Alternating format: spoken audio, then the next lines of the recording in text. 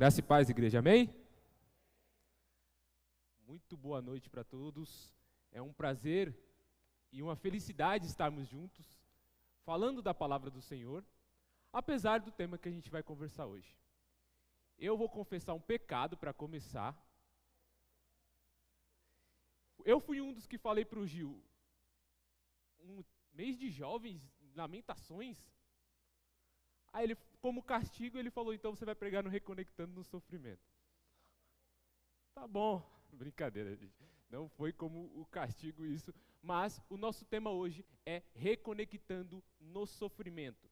E o objetivo dessa mensagem é encorajar você a, nos momentos de dificuldade da vida, encará-los com fé e paciência. Melhor dizendo, é encorajar você a enfrentar os momentos de dificuldades da vida com fé e paciência. Isso vai resultar no arrependimento para com Deus. Amém? Agora, eu queria alguma história para ilustrar essa questão do sofrimento e de quando nós entendemos que o sofrimento não vai acabar, o que acontece conosco. Porque a única hora em que nós podemos parar, a única hora em que nós podemos pendurar as chuteiras é quando nós entendemos que a dor não vai passar. No ano de 2010, um dos maiores jogadores do mundo se aposentaram. E não foi o pastor Gil e não foi o pastor Wesley, mas foi o Ronaldo, fenômeno, jogando pelo Corinthians. E ele sentiu o peso daquelas competições e das várias cirurgias que ele tinha no joelho. Na entrevista de despedida, com os olhos cheios de lágrima, ele diz o seguinte: eu não aguento mais. Estou com muitas lesões. E aí o repórter pergunta para ele: Ronaldo, você não acha que faltou um pouco de dedicação da sua parte? Ele dá aquele olhar para o cara. Eu me lembro até hoje, ele fala assim: eu tenho mais de 15 cirurgias. Eu tenho dores nos 2 joelhos, os 2 ligamentos cruzados dos 2 joelhos rompidos. Eu tenho dores para subir a escada. E eu ainda tenho que ouvir esse tipo de pergunta sua. Aquilo acabou com o repórter e mostrou o seguinte: ele entendeu que as dores não passariam mais e por isso ele parou. Parou, encerrou a carreira, terminou a sua atividade porque ele entendeu que as dores não passariam mais. Mas nós não. Nós precisamos entender que as dores um dia passarão, e é isso que nós vamos conversar no nosso texto hoje. As dores não serão eternas, apesar do momento que nós vivemos. Nós vivemos um momento de profunda tristeza, e eu quero falar o dado certinho até o dia de ontem. Nós tínhamos 574.243 mortos pela pandemia do Covid-19. Nós tínhamos 14.776.000 desempregados. Mundo afora, a situação não é diferente. Os números de mortos pela Covid-19 já passaram a casa do 1 milhão há um bom tempo. Nós vivemos dias de dificuldades no Haiti, como oramos aqui, no Afeganistão, como nós também oramos aqui, estamos vendo essas dificuldades que o mundo está passando. A dor faz parte da nossa vida, e a grande questão é como eu vou encarar essa vida, porque além de tudo que o mundo já tem de tristeza, já tem de dificuldade, as minhas dores continuam aqui. As doenças, as outras doenças continuam a existir, os problemas dos casamentos continuam a existir, os problemas com os filhos continuam a existir, nada parou e o sofrimento está aí. A grande questão é como eu lido com isso. O que eu posso aprender com o sofrimento da mão de Deus? Porque embora nem todos os pecados, nem todos os sofrimentos sejam consequências do pecado, como nós vamos ver em Lamentações, nem todos os sofrimentos são. Mas todo sofrimento é com permissão de Deus. Nós precisamos enfrentar essa realidade. E como é que nós lidamos com isso? Qual vai ser o nosso comportamento para com Deus? E é isso que o nosso texto de Lamentações, capítulo 3, a partir do versículo 25, vai trabalhar. Enquanto você abre aí, vamos lembrar um pouco do que os meninos já falaram aqui, sobre por que aconteceu o que nós vemos no livro de Lamentações. Deuteronômio capítulo 28, Deus estipula a sua aliança com o povo. E ele fala o seguinte: se vocês me obedecerem, vocês terão muitas bênçãos. Vocês vão para uma terra que emana leite e mel, vocês vão ser muito felizes e vocês estariam top, show de bola. Mas se vocês me desobedecerem, grande ruína vai vir sobre vocês. Vocês vão ser o horror das nações. Os cadáveres de vocês vão se perder de conta. E o povo realmente desobedeceu a Deus. E a mão de Deus pesou sobre o povo. E nós não podemos entender o livro de Lamentações como se fosse um tratado teológico, um tratado doutrinário sobre o sofrimento. Não dá para imaginar o livro de Lamentações com um profeta escrevendo dentro de uma mármore ou dentro de uma biblioteca e ali ele refletindo sobre o sofrimento. A imagem não é essa.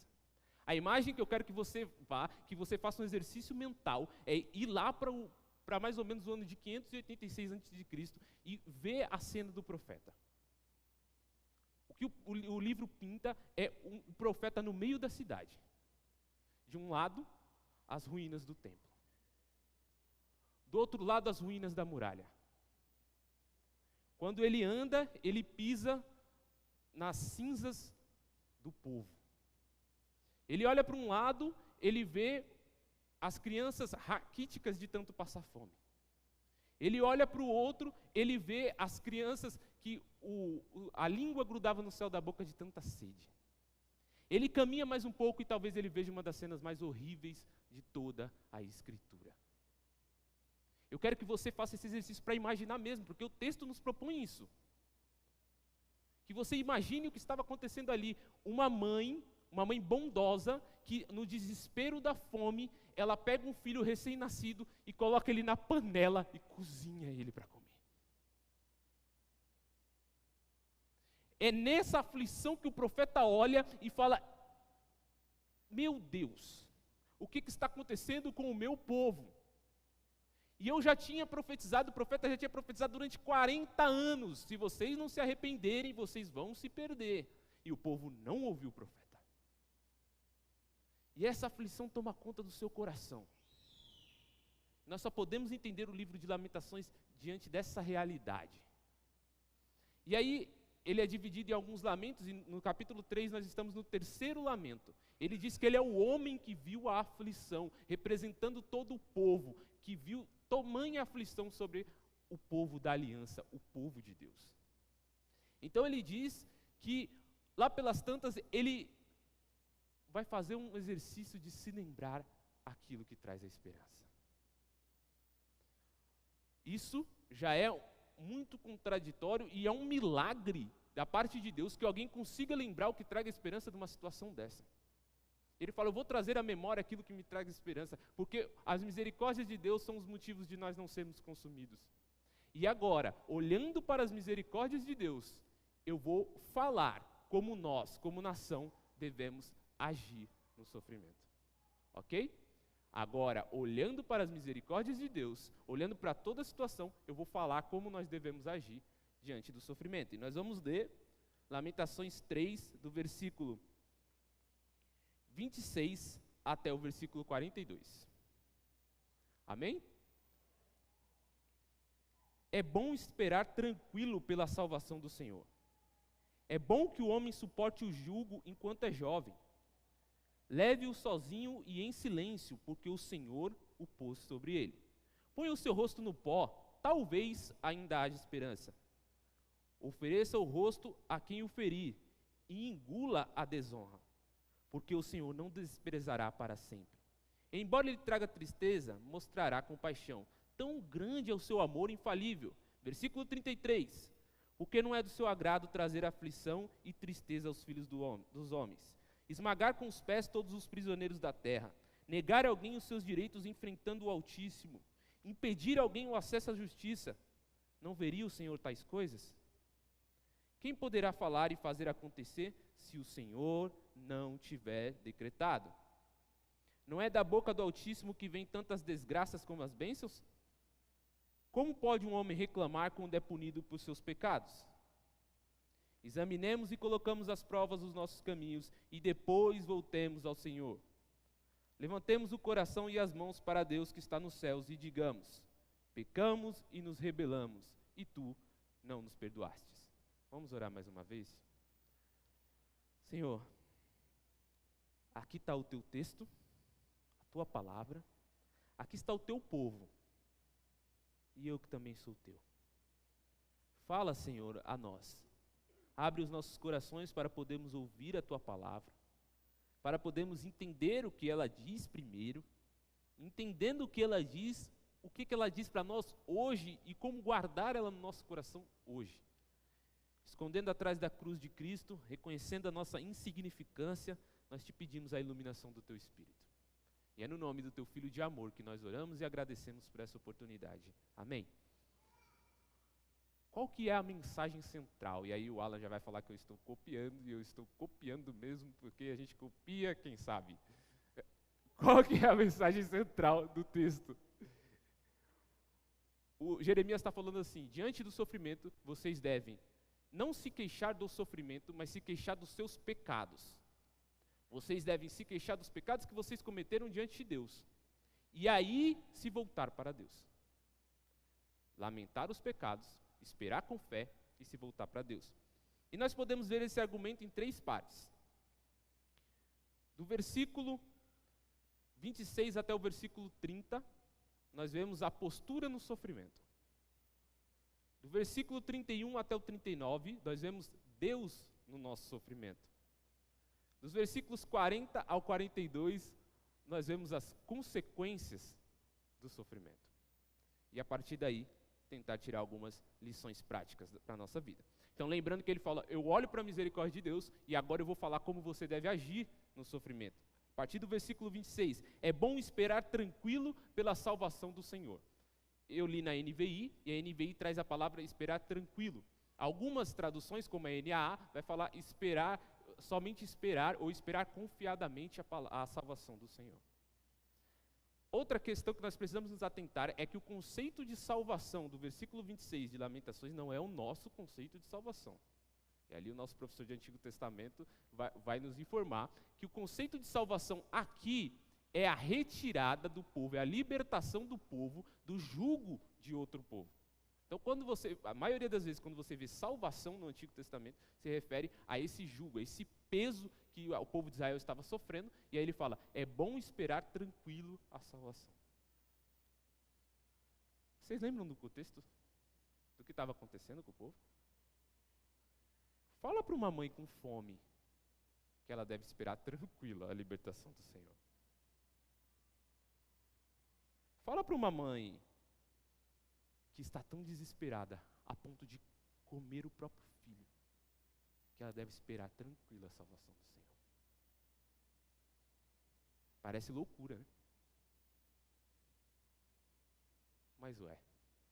A palavra de Deus rompe com os entendimentos que nós temos de o que é normal. A palavra de Deus, ela rompe com tudo aquilo que nós entendemos como costume, que nós entendemos como o bom senso, que nós entendemos como qualquer coisa, porque a palavra de Deus é loucura para os que perecem, mas para aqueles que são salvos é o poder de Deus. Por isso que é bom esperar tranquilo, por isso que é bom esperar confiadamente, essa é a ideia, esperar confiadamente, ter esperança no Senhor, apesar do sofrimento. Está doendo, querido? Está doendo. Não é para negar que está doendo, está difícil, mas é bom esperar tranquilo no Senhor, é bom esperar a salvação que vem do Senhor, a libertação que vem do Senhor.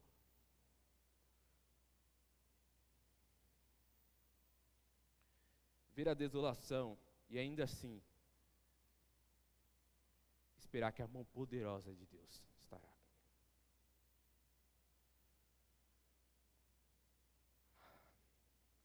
E aí ele continua o argumento, dizendo: é bom que o homem suporte o jugo enquanto é jovem. E esse texto causou uma grande polêmica nas nossas rodas dos esclarecedores. Nas 2 rodas perguntaram sobre esse texto. O que ele está querendo dizer? O que ele está querendo falar? Bem, parece que a ideia é dizer o seguinte: olha, é melhor suportar o jugo de Deus o quanto antes, enquanto você é jovem, o quanto antes, enquanto você ainda tem vigor para aguentar o jugo, e o jugo é um ensinamento, é a disciplina. A disciplina de Deus é melhor aguentar enquanto você ainda tem vigor para aguentar, enquanto você ainda pode ser moldado por Deus. Quanto mais próximo da morte você está, menos tempo você tem para ser moldado. Então é bom que você suporte a disciplina do Senhor enquanto você é jovem. E aí, adolescentes, jovens, é bom aceitar a repreensão de Deus enquanto você é jovem. Faz parte da nossa concepção, e eu pensei por muito tempo assim, que quando eu for velho eu resolvo algumas questões. Quando eu estiver mais para frente, eu resolvo isso aqui, deixa eu aproveitar mais um pouquinho. Quando eu estiver mais velho, eu vou para a igreja, esse negócio de ficar sentado lá na igreja, agora não. O que Deus está falando aqui é que é bom aceitar agora. Agora é hora, jovem, agora é hora, adolescente, de você se prostrar diante da repreensão de Deus. Esse é o momento de aceitar a disciplina que vem do Senhor na sua vida. E a disciplina vem por uma repreensão dos seus pais, a disciplina vem por uma repreensão dos seus pastores, a disciplina vem por uma repreensão do seu líder de jovens, de adolescentes, a disciplina vem por uma repreensão que você acha que não é de ninguém, mas é do próprio Deus. Agora, a gente costuma a entender, e eu levei vocês a entenderem, que esse jovem aqui está se referindo a jovens e adolescentes. Mas o conceito do próprio texto e das próprias pessoas que estavam ali não é que jovem é uma pessoa muito novinha, igual nós pensamos hoje. É que é melhor o quanto antes. Então você, querido, que você fala assim, eu tenho 62 anos, você está mais novo do que você vai estar amanhã. Então, é melhor você aceitar o jugo do Senhor hoje. Hoje, essa palavra é para você também, adulto, é para você também idoso, que é bom você suportar o jugo do Senhor enquanto você tem o maior fôlego possível. Enquanto você ainda tem forças, enquanto você ainda pode mudar, enquanto você ainda tem tempo para escrever uma nova história, é bom aceitar o jugo do Senhor agora. Essa é a hora. Mas além disso, além de suportar o jugo, além de esperar tranquilo a salvação do Senhor, outra parte da postura diante do sofrimento é levar sozinho e em silêncio. E por que deve se levar sozinho em silêncio? Olha aí o versículo 28. Por que deve se levar sozinho e em silêncio?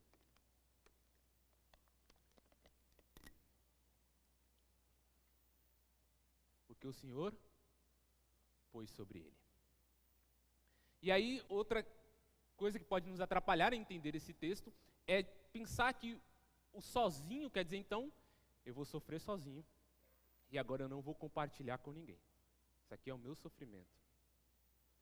Não é essa a ideia do profeta. A ideia do profeta é dizer o seguinte: é bom suportar o jugo do Senhor, é bom levar enquanto é jovem, é bom aguentar ele, esperar confiadamente no Senhor e ainda assim esperar de bico fechado.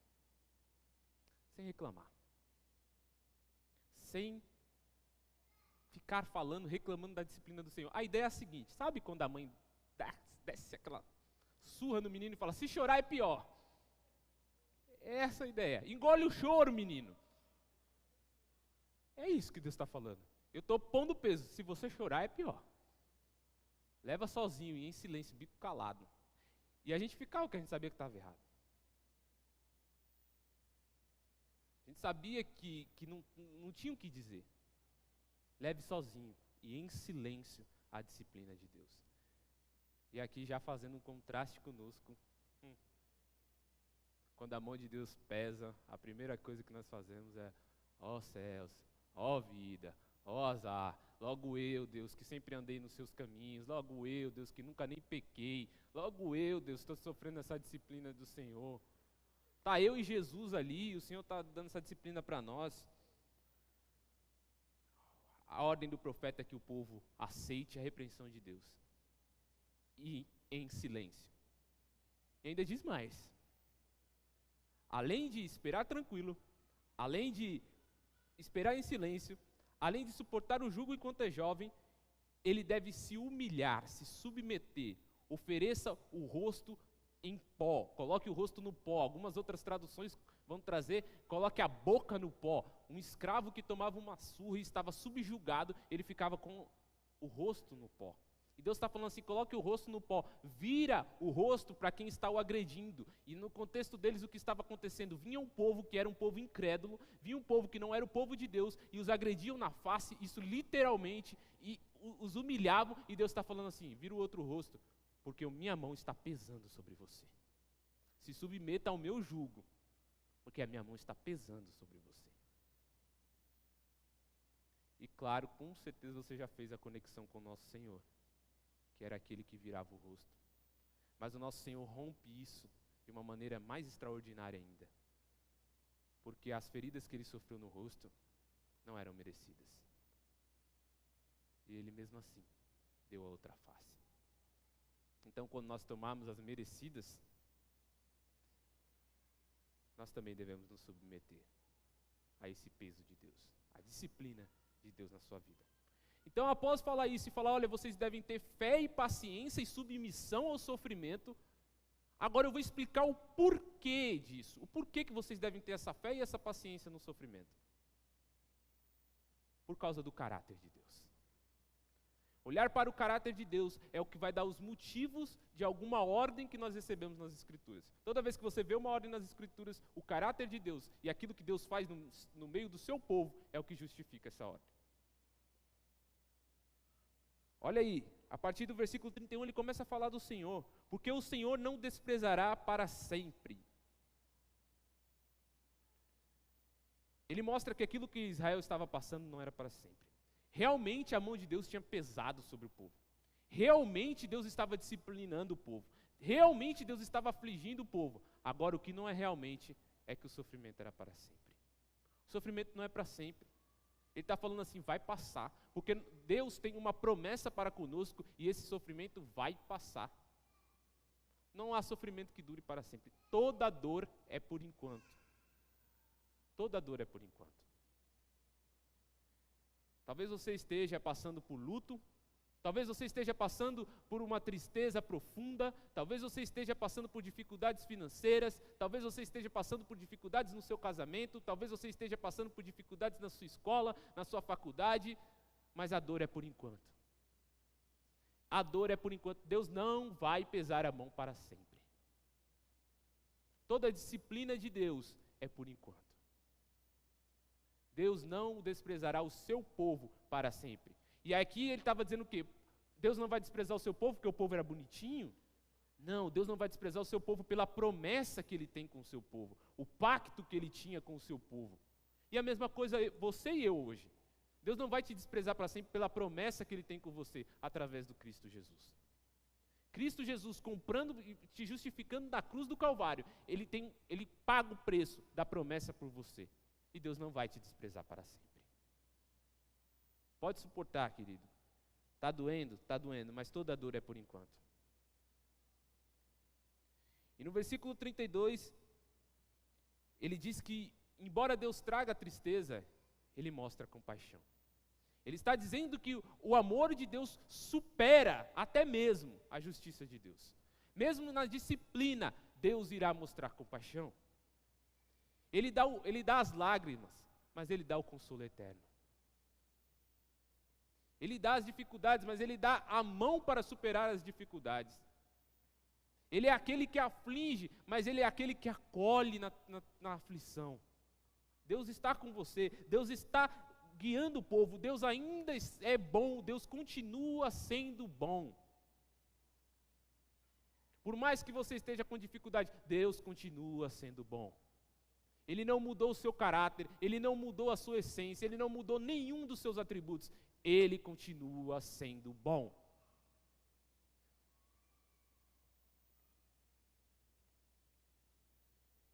Tão grande é o seu amor infalível. E essa palavra é a que vai virar a palavra graça no Novo Testamento.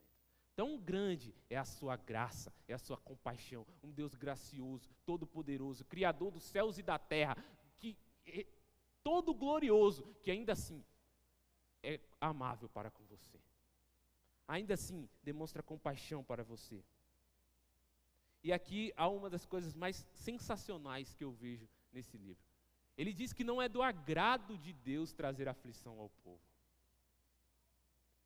Você que é pai e mãe, você sabe muito mais que eu isso. Qual é o sentimento quando você dá aquela cintada no menino?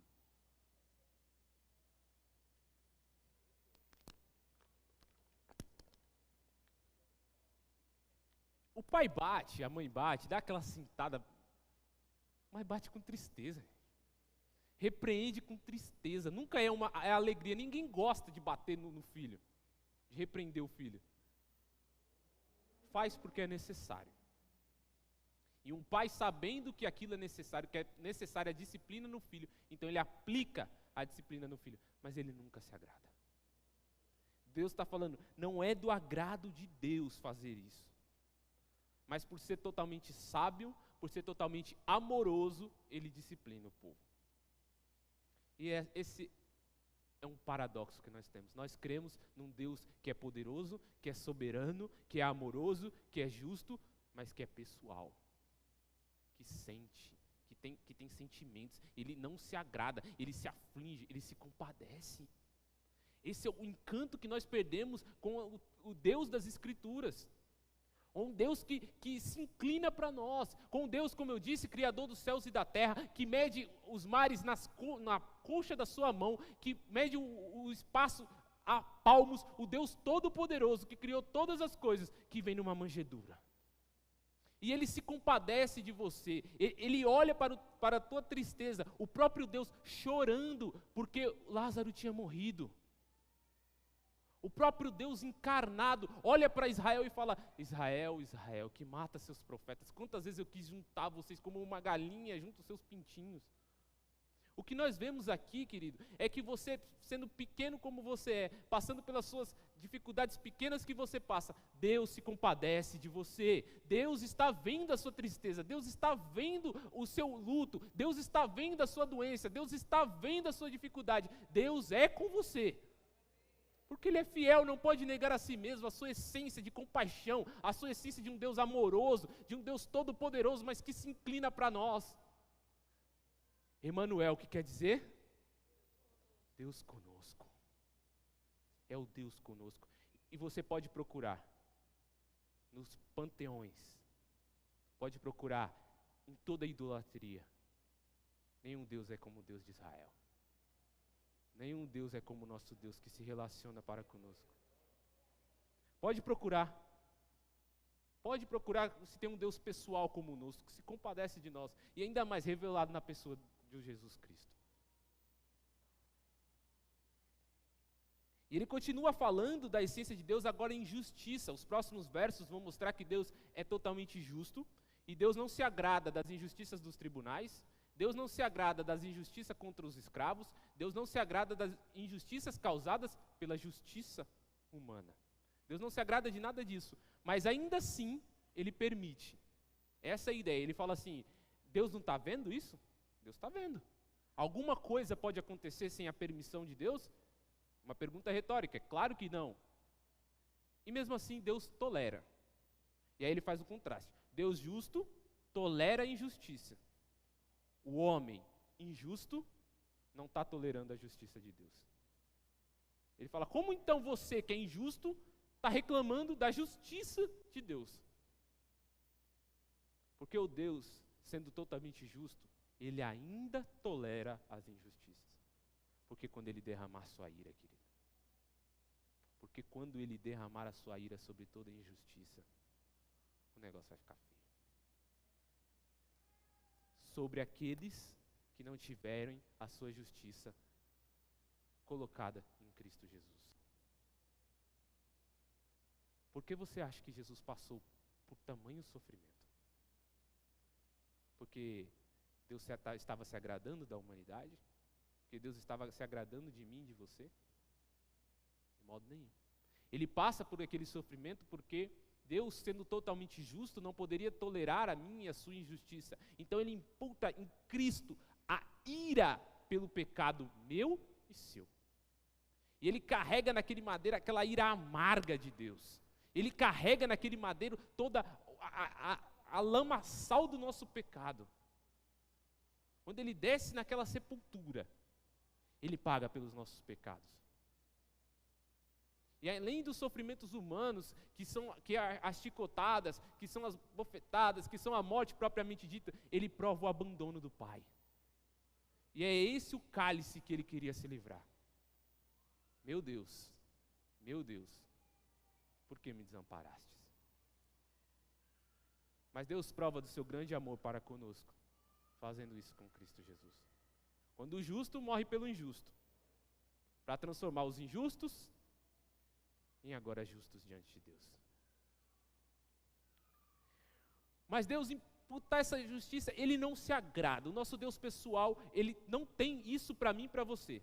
Essa é a verdade. E a gente fica com medo de falar isso, por causa que a gente vai ver em X contextos, a desvirtuação do Evangelho. Mas a verdade é que Deus não tem para nós pensamentos de guerra, mas pensamentos de paz.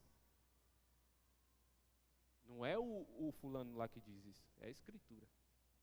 Deus tem para nós pensamentos de paz, pensamentos de nos dar coisas boas. E que coisas boas? O seu próprio filho, como eu vos falei. Deus não se agrada do sofrimento. Pode ter certeza disso. Então por isso que toda dor é por enquanto. Toda dor é por enquanto. Você pode ter fé e paciência no sofrimento, porque Deus está com você. Deus ainda irá mudar a história. E se não mudar nessa vida, Ele tem uma promessa muito maior, onde Ele enxugará toda a lágrima dos seus olhos, onde você estará nas bodas do Cordeiro, estará maravilhando e cantando: Santo, Santo, Santo é o Senhor. Quando nós estaremos de frente com o Cristo que comprou a justiça, que comprou o favor do Pai, e nós estaremos com Ele livres de toda dor, de toda maldição desse mundo, de toda doença que nos odeia, de toda maldade que você vê por aí, nós estaremos então adorando o Cristo Jesus. A dor é por enquanto. Se a dor é por enquanto, tenha fé, tenha paciência no meio do sofrimento. Mas isso tem um resultado. Isso não fica por assim. No versículo 40 ele diz: examinemos e coloquemos à prova os nossos caminhos. E depois voltemos ao Senhor. Algumas traduções vão trabalhar com esquadrinhemos. Esquadrinhemos. Analisar bem de perto, colocar em quadros, esquadrinhar os nossos caminhos. No meio do sofrimento, isso é uma dificuldade. Mas o profeta está falando para aquele povo que sofre, falando assim: avalie o caminho. E hoje é um chamado para mim e para você avaliar os caminhos. Avaliar por que aquele povo chegou ali, é isso que Jeremias está falando. Por que a gente chegou aqui? Por que isso está acontecendo com a gente? E aquele povo tinha a resposta: porque nós abandonamos o Senhor. Hoje também é dia de nós, como igreja, eu e você, avaliar os nossos caminhos. Para onde nós estamos indo? Como nós estamos guiando o nosso coração? Aonde anda o nosso coração? Aonde anda a nossa alma? Aonde andam nossas atitudes? Examinemos e voltemos ao Senhor. Levantemos o coração e as mãos para Deus. Algumas traduções só dizem levantemos os corações e não as mãos. Aí vocês perguntam depois para quem entende hebraico, mas a ideia é de que levante o coração diante do Senhor, de uma submissão interna e não uma submissão externa.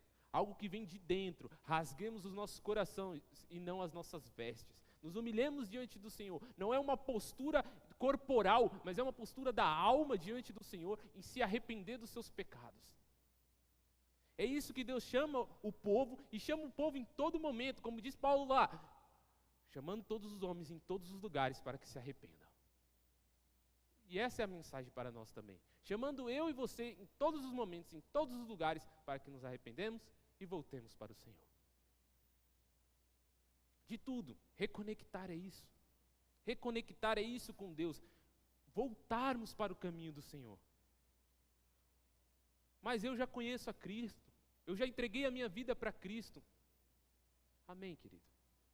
Mas você precisa entender que é da sua natureza cair. É da sua natureza se desconectar de Deus. Mas é da natureza de Deus redimir. E uma vida de penitência é aquilo para qual o crente é chamado. Viver penitentemente diante do Senhor. Nós conversamos sobre esse texto. E a grande questão é, diante da nossa forma de ver a vida, como nós encaramos essas questões expostas nesse texto. Nós vivemos uma era do secularismo, onde as coisas não têm nada a ver com Deus. Isso aí é ação humana, ou isso é omissão humana, mas isso não é Deus. Nós não podemos falar que isso é Deus quem fez. Não tiramos a responsabilidade do homem em nada. A Bíblia não tira a responsabilidade do homem em nada, mas ela olha para todos os acontecimentos, sabendo que é Deus quem opera. O texto vai dizer, não é Deus que faz o bem e também o mal? Não é Deus quem nos traz todas as coisas? E nós não precisamos entender o propósito de Deus, isso é outra coisa. Por que Deus está fazendo isso? Mas nós precisamos entender que Deus está fazendo isso. Deus é o soberano sobre todas as coisas. Você acha que o Covid-19 pegou Deus de surpresa? Que Deus estava ali e aí, eita, agora tem um vírus. Não. É o Deus soberano sobre todas as coisas, e Ele tem o controle sobre essa situação. Nós não precisamos entender os seus propósitos, como foi perguntado ontem. Não precisamos entender por que Ele fez isso. Mas nós precisamos saber que Ele está sob o domínio de todas as coisas. E diante das situações que nos ocorrem, saber como isso está moldando o nosso caráter diante de Cristo. Porque Deus usa todas as situações para o bem daqueles que o amam. E o bem daqueles que o amam é transformá-los à imagem de Cristo. Deus usa cada situação, essa dificuldade que você está tendo, essa facilidade que você está tendo, esse novo emprego que você tem, esse emprego que você perdeu, essa doença que você foi sarado, essa doença que você está. Deus usa todas as situações para te moldar à imagem de Cristo. E agora, com uma visão de mundo que entende que Deus tem um controle sobre todas as coisas, nós temos que encarar a realidade da vida. Com fé e com paciência, nos reconectando com Deus. Mas nós não vivemos só a era do secularismo, mas nós vivemos uma era do imediatismo. Geração dos fast foods, os deliveries primes, que as coisas chegam na hora. Toda vez que a Dani me pede para ir no mercado e eu vou e tá aquela fila, eu já dou desculpa para ela querendo voltar, ela fala, não, você vai. Então, eu fico agoniado para ir naquele mercado. Oh, meu amor. Eu fico agoniado para ir naquele mercado porque vai me tomar muito tempo. Aqueles 10 minutos preciosos. Agora você pode acelerar o seu áudio no WhatsApp. E agora você pode ouvir o irmão falando na velocidade 1.5, 2.0. Você não perde tempo ouvindo a mensagem do cara. É tudo muito rápido. E entender e falar paciência para nós é uma coisa complicada. Falar assim, espera com paciência, não. É para ontem. Agora nem para ontem, é para anteontem. É rápido, vamos. Mas uma das virtudes cristãs atestadas em toda a Escritura é a paciência. A paciência é uma virtude cristã. Se você olhar 1 Pedro, ele vai falando lá, acrescenta isso, a fé, a paciência. Que é necessário ter paciência no sofrimento. É necessário saber que vai demorar. Talvez demore mais do que nós desejamos. Talvez a aflição seja muito maior do que eu e você queríamos. O tempo, parece que o relógio não anda direito. Mas é necessário paciência. E essa paciência nós encontramos no Cristo. No Cristo que inclusive tem paciência comigo e com você. Na nossa demora em se arrepender, na minha e na sua demora em estar com Ele. Olhar para esse texto e entender a sua verdade, as suas características, confrontando o que eu e você pensamos, assim como confrontou eles também, tá? Confrontamos aquilo que nós temos no nosso coração. É para nos chamar à fé, a paciência e a reconexão com Deus. Por que fé? Creia na promessa de Deus. De novo, toda dor é por enquanto. Creia nisso. Nós precisamos crer, eu e você precisamos crer em Cristo diante do sofrimento. É maravilhoso quando Jó fala assim, porque eu sei que o meu Redentor vive, e em breve ele se manifestará sobre a terra. Essa é a fé que o crente precisa ter, e diante do sofrimento dizer assim, não, eu sei que Cristo está sobre todas as coisas, e que Cristo governa sobre todas as coisas, e Ele me ama, apesar do que eu estou passando. É a fé que rompe barreiras, é a fé que está acima do entendimento humano, é a fé que está acima das situações, que ela transpassa situações, que ela passa por cima, como um turbilhão, como um rolo compressor, sobre as situações que eu e você vivemos. É a fé em Cristo, é a fé no Deus que vai operar todas as coisas. Mas a fé não é um pensamento positivo. A fé não é ficar batendo o dedinho assim, isso vai acontecer, cruzando os dedos. Fé é uma entrega diante de Deus. Fé não é dizer, agora eu vou copiar o Nicodemos, fé não é dizer, eu determino, mas é dizer, seja feita a tua vontade.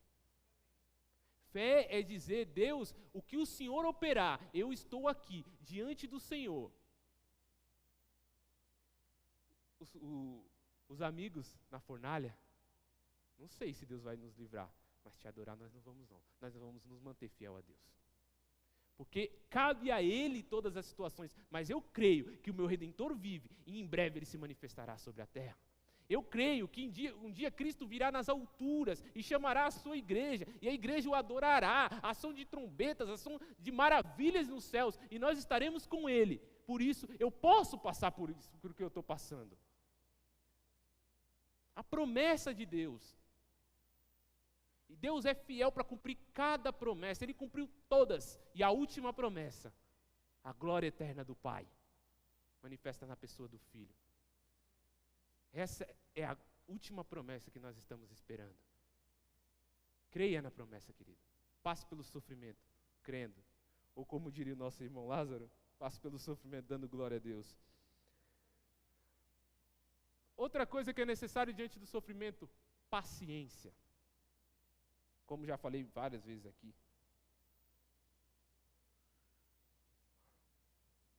Sofrimento e angústia faz parte do mundo debaixo do sol. Nem mesmo o Filho de Deus esteve longe do sofrimento da vida. Faz parte da minha, da sua vida aqui. Mas a paciência é aquilo que vai nos fazer encarar as coisas de acordo com aquilo que Deus determinou. Encarar as coisas sabendo que Deus está no controle, que Deus está cuidando, que eu não preciso pirar na batatinha, eu não preciso entrar em descontrole. Deus está cuidando de vocês. Guarde o seu pensamento e os seus corações em Cristo Jesus. E a paz que excede todo entendimento estará com você. A paciência, tenha paciência. Está difícil? Tenha paciência com o menino. Menino apeado, disciplina, mas enquanto não mudar, você ora e tem paciência. Paciência com o maridão, é o que Deus te deu, filho. Tenha paciência, é desse jeito, você ora, você conversa, mas você tem que ter paciência. Tenha paciência com a mulher, tenha paciência com ela. Está difícil, ora e espera o cuidado de Deus. Tenha paciência com aquela faculdade que você quer tanto entrar, que você acha que você tem 18 anos, e se você não entrar na faculdade esse ano, você morreu, acabou sua vida. Tenha paciência nesse momento. Ore ao Senhor. Faça o que tiver ao seu alcance. E espere o cuidado dEle. Todo sofrimento. Mas o maior de tudo é o chamado final. É o apelo. Que, respeitando o texto, nós precisamos fazer nessa noite. O próprio profeta apela para o povo. Nosso texto. Examinemos e coloquemos à prova os nossos caminhos. Eu apelo para você. Para mim também. Vamos colocar à prova os nossos caminhos. Aonde teus olhos têm ido? Aonde as tuas mãos têm ido, o que você tem assistido, quem você tem amado, o que você tem colocado no lugar de Deus. Examine isso. Que o próprio Espírito agora examine o seu coração. É momento de examinar os caminhos. Não é possível que nós estamos reconectando agora, que nós estamos voltando às nossas práticas ditas comuns, e nós passamos 1 ano e meio dentro de casa ou de maneiras diferentes de convívio e não refletimos aquilo que estava dentro do nosso coração. 1 ano e meio. Se você não fez isso 1 ano e meio, faça agora. Se você fez, faça mais uma vez. Examine o seu coração. O que você tem colocado no lugar de Deus? Quem tem sido o trono do seu coração? Essa é a nossa atitude, deve ser a sua atitude em todos os momentos da vida, diante de cada situação, examinar como você tem lidado, se esse sofrimento tem sido uma desculpa para o seu coração te levar a pecar. Você sabia que o nosso coração faz isso? Olha assim, aí ele fala assim, olha como você é coitadinho. Tá vendo? Você é até, ó, sua mulher não está nem aí para você. Você não vai lá com aquela ali, ó. Ó, tá vendo seu maridão? Ih, nenhum elogio faz. E aí o coração começa a se desvirtuar para outras coisas. Ou como você, adolescente, seus pais não gostam de você, seus pais te tratam mal. Você não usa uma droguinha para melhorar? O meu e o seu coração faz isso. Para onde você tem deixado todas as situações da sua vida levar o seu coração? Examine isso. Cristo te chama. Vinde a mim, todos os que estáis cansados e sobrecarregados, e eu os aliviarei. O jugo dele não é pesado. O jugo dos religiosos é, mas o jugo dele não é pesado. Toda a disciplina de Deus é por enquanto. Todo momento de sofrimento é por enquanto. É hora de se arrepender e se voltar para Cristo. Cristo nos chama. E talvez você pense que todo culto é isso. Sim, todo culto, todo momento é de nós voltarmos para a cruz de Cristo e olharmos e irmos diante dela. E como aquele que não tem nada. Pai, eu nada tenho, senão a justiça que é a do crucificado. A justiça daquele lá que morreu por mim. Opera sobre mim e sobre os meus pecados. O Cristo Jesus crucificado. A dor é por enquanto. Sabe por que a dor é por enquanto? Porque Cristo morreu. Foram 3 dias de sofrimento. 3 dias de lamento. Os discípulos estavam lamentando os 3 dias. As mulheres sofrendo e foram lá até o sepulcro. Mas por que vocês procuram entre os mortos aquele que vive? O sofrimento passou.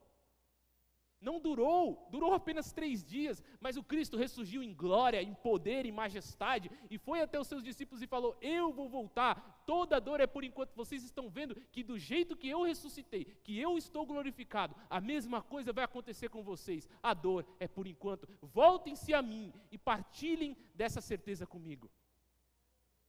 Volte-se a Cristo. Volte-se a Cristo, é momento de voltar a Cristo. O tempo da salvação é o agora, não é o depois. Talvez no seu coração você esteja pensando, só mais um pouquinho. Eu quero pecar só mais um pouquinho, aproveitar a última raspinha do tacho, aí eu volto para Deus. O momento é agora, pode ser que não dê tempo. Pode ser que não dê tempo. Ou se der tempo, pode ser que você vai ter perdido esse tempo de fazer agora. Fazer agora uma decisão de coração. Não é fazer um ato nenhum, mas é submeter o coração ao Cristo Todo-Poderoso. Abaixe suas cabeças. Examine seu coração.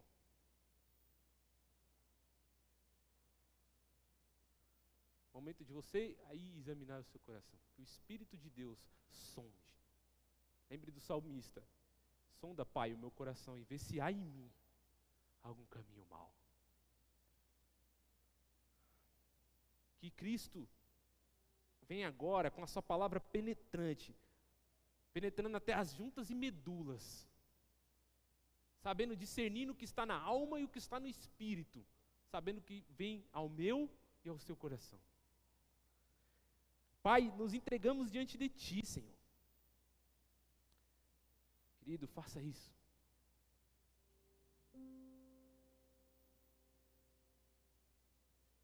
Eu vou fazer.